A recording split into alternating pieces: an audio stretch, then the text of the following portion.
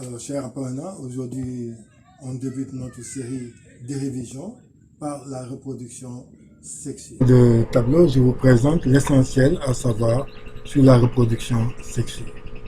Ce mode de reproduction qui est généralement biparental se caractérise par deux phénomènes.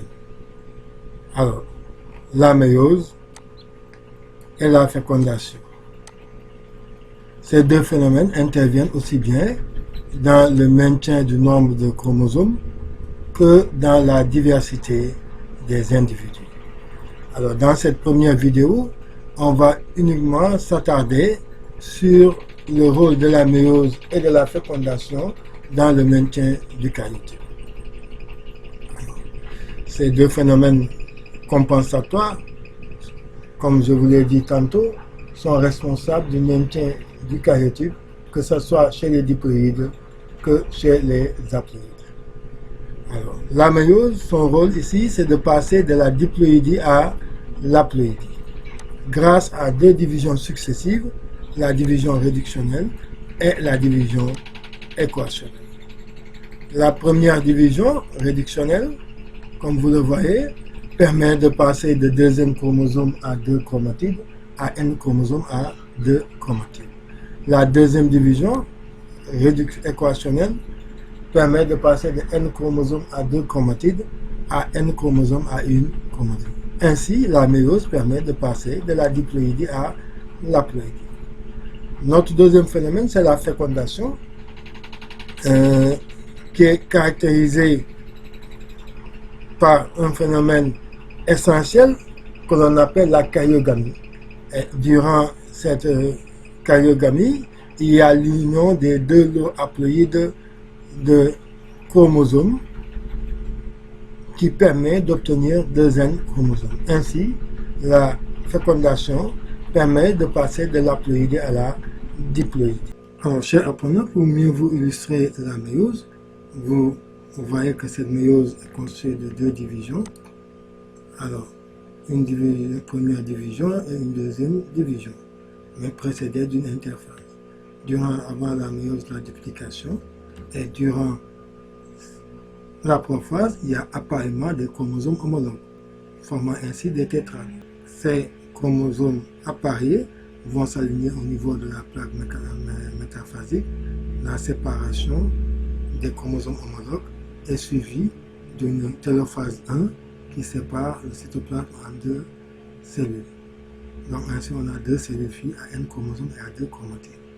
Ceci est suivi immédiatement d'une deuxième division qui ressemble à une mitose avec métaphase 2, anaphase 2 qui sépare les chromatides sœurs et une télophase 2 qui permet d'obtenir 4 cellules filles. Alors, dans le cadre d'un exercice de restitution de connaissances ou bien d'exploitation, où vous devez montrer comment la méiose permet de passer de la diploïdie à l'haploïdie, il ne s'agira pas de dessiner les différentes étapes de la méiose. Il faut faire une illustration avec un schéma clair et bien légendé, comme ici.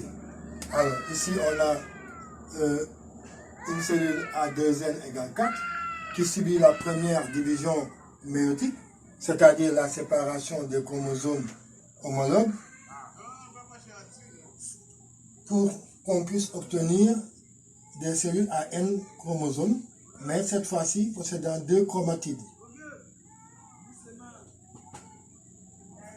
La deuxième division méiotique permet la séparation des chromatides sœurs, ce qui permet d'avoir des cellules à N chromosomes, mais possédant une seule chromatide.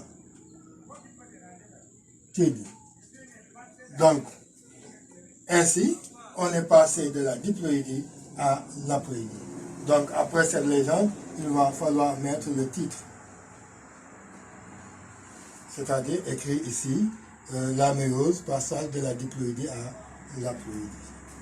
Alors, pour la fécondation, vous allez faire une illustration comme pour la méiose.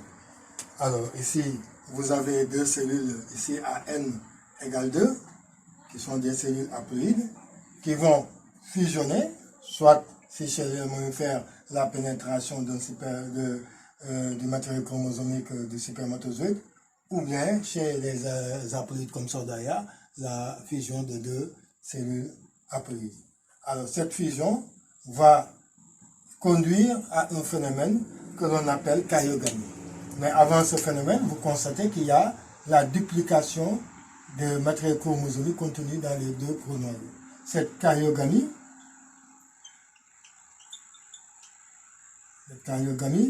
va permettre d'obtenir une cellule œuf possédant deux N chromosomes, n'est-ce pas, appelés zygotes. Donc 2N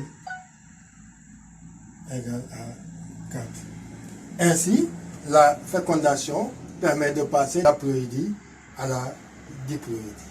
Alors, dans ce cadre du maintien du nombre de chromosomes ou bien du karyotype, il faut vraiment être prudent. Parce que vous savez qu'on a deux types d'espèces. Des espèces à deuxième chromosome que l'on appelle des diploïdes, mais aussi on a des espèces comme Sordaia qui sont à N chromosomes. Donc vous devez faire attention parce que la chronologie va compter dans ce cas. Si c'est une espèce comme les mammifères qui est à deuxième chromosome, il faut d'abord savoir qu'on doit commencer par la méiose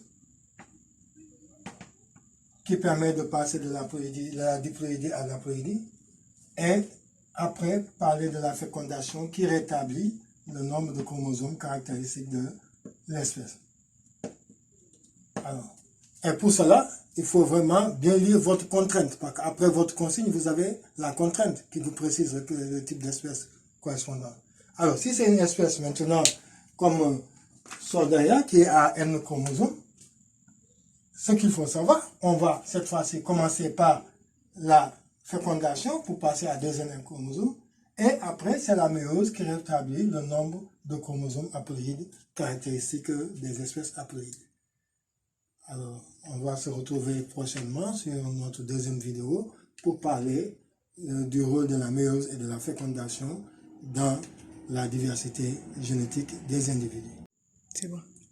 Chers apprenants, abonnez-vous, likez et partagez, mais surtout n'oubliez pas d'activer la cloche de notification pour une prochaine vidéo.